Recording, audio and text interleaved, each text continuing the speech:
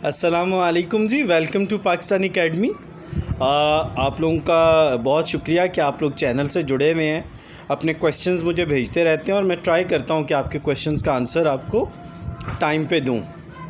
As you know कि MGT 101 के हवाले से हमने आपकी बहुत हेल्प की। आप लोग जानते हैं कि उसका नया वर्जन मैंने रिकॉर्डिंग स्टार्ट कर दी है और आप लोग बोर होते हैं लंबी लंबी वीडियो की अपनी रिकॉर्डिंग से। कोई ऐसा मसला नहीं। अच्छा, MGT 101 के अलावा 201, ACC 501 और उसके अलावा फ़ाइनेंस के जितने भी सब्जेक्ट्स हैं उनकी हम कोचिंग भी दे रहे हैं। और अगर आप ऐसी जगह पे काम करते हैं जहाँ पे आप बिज़ी होते हैं तो आपके पूरे LMS को भी हम मैनेज कर देते हैं और साथ साथ आपको गाइड भी करते हैं कि इंपॉर्टेंट क्वेश्चन यहाँ से आएंगे। तो आप बिल्कुल बेफ़िक्र होके हमें अपने अगर हेल्प आपको चाहिए तो LMS में भी, यानी आपके क्विज़ेज़, GDBs और असाइनमेंट्स, अगर आपको हेल्प चाहिए तो नो डाउट आप हमें बताएं।